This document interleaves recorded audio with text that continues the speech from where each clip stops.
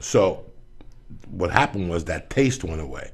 They had to smuggle. They were washing it with gasoline. Oh, I remember that shit. It was I remember like getting a cat whole. piss. I was getting it from some Cubans in Atlanta, and they had smothered it, and everybody was bringing it back. This tastes like gasoline. I was like, "Well, bitch, unleaded is on sale." Yeah. So what they did was they just burnt it down. You just taste it now. You taste the gas. Bro, I bought 9 ounces of this cat piss. That was tremendous. It fucked you up, but it smelled like fucking pure cat piss. So it was in a cat ass? I don't know. Until this day, I don't know. I went over there. The guy always had good coke. I took it without sniffing it.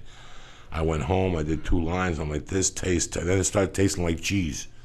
There was a batch that started tasting like cheese. Oh. Because they ran out of shit to wash it with.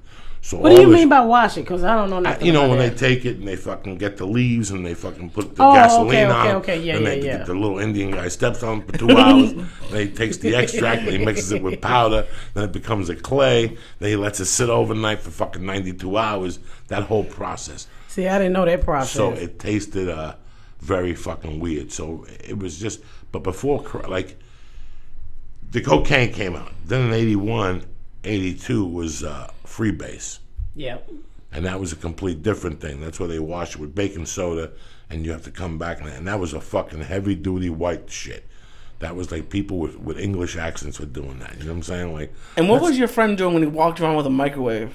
What was he making? Bazookas. That's a complete. That's another form also. Oh, jeez. Where you take a gram of coke, put 2/10 of baking soda and put it in the microwave oven. Oh, yeah. And then you bing it for 30 seconds. It comes out in a rock. You shave that motherfucker and you put it in a cigarette. Okay. Or a fucking joint. They used to call them geek joints. Geek joints, bazookas, fucking You tarantula. got him turning pink over there. Oh, yeah. No, it's and I feel like I want to let you guys talk most of it, but like this is all stuff I have no experience, and most people have no experience, so it's just crazy. It's like it's a whole new education. It's fucking crazy, and people are becoming millionaires off of crack because the profit margin.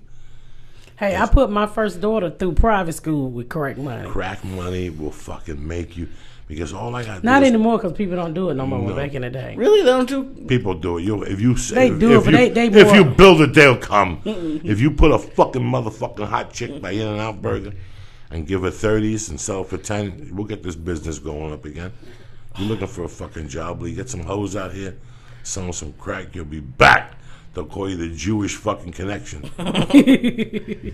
Oh my god! So you had $100,000 at 16 years old? At 16 years old, I had my first $100,000. Did you ever get to the point? Because Joe, I mean, by mistake, without knowing what she was doing, and that's the point. She wasn't even a fucking CEO. Yeah. No 4 years of college. No fucking nothing for all you fucking business majors that got a hot dog stand. You don't know dick, okay? Business is listen. The biggest gift you can learn in life is belly to belly sales.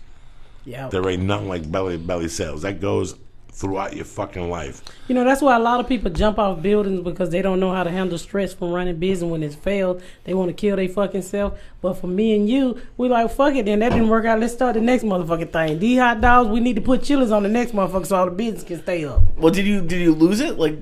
Fuck yeah, I lost it. I mean, anything comes fast, goes fast. Oh. So, you never heard that saying? Well, I have, but I mean, most people know Joey's story, and he had a lot and then go like... So I don't know your story. My mother had a lot, not me. Well, but you went through periods like doing The Longest Yard, and then you were addicted, so you went through a lot of money. Like when you think about it, if you didn't spend any of that money on coke, you'd be living in Beverly Hills right now. No, you don't think so? But the whole thing was, it was. I don't even know what the fucking question was. This motherfucker confuses me all the time. This shit. Go ahead. I'm sorry. What were you saying? I mean, you know, when you out in the street, you're gonna eventually have to spend that money. Either you're gonna go to jail, motherfucker gonna rob you, motherfucker gonna try to kill you. That you can't. A lot of people say, "Oh, I can get out the business with this money." What comes fast goes fast. I mean, and plus you got to remember, I'm a 16-year-old girl with that kind of money out of the hood. What I supposed to do with it? I did like everybody else, bought fucking Jordans, cars, and loud music and Chinese speakers. Food. You know, I made money from drugs on one run. In 85, 86, I made money from drugs, even though I was a fucking coke fiend. because the profit margin was so big. People were paying $1,800 an ounce. I was getting them for $800 an ounce, and putting 10 grams of cut in that motherfucker and selling it for $1,800. They couldn't go. I couldn't lose money, and I had it sold before it got there. So I went under the bed, and I swear to God, I started this little side business in maybe June of '86. And by August of '86, I had $60,000 under the bed, $50,000, eating stew out every day, eating at restaurants, thinking I'm Johnny La Bamba. Johnny La Bamba. By fucking November, I owed $40,000. I owed $40,000 to local drug dealers. So that's how fast it goes. It goes fast. You don't give a fuck. I mean, you always got to keep a side hustle. Like before crack came along.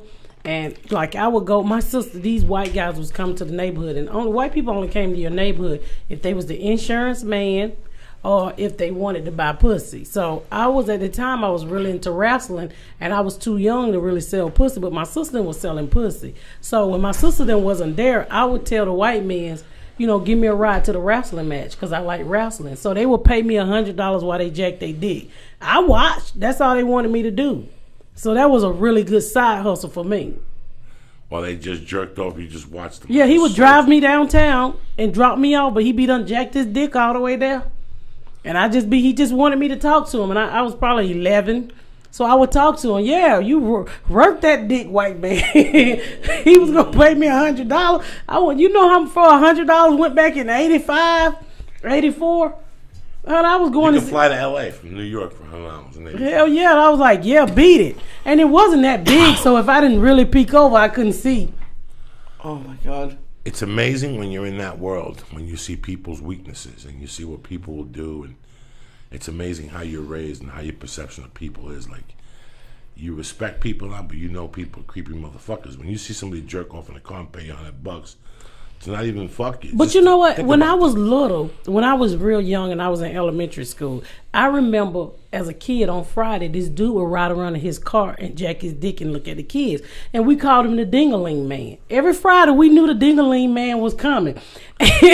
And nobody was scared of the Ding-a-ling Man. We would tell the teacher, he's like, just stay away from the Ding-a-ling Man. He didn't want to fuck nobody. He just want to look at you and shoot off or what in his car. And we'd be like, oh, there go the Ding-a-ling Man. And when I asked people, I was like, y'all didn't have no Ding-a-ling Man? Everybody had a Ding-a-ling Man. Or if you didn't have money for cookies, you go over to the candy man house and let me touch that little titty, undeveloped titty. Okay, you can rub it. How many cookies you gonna give me?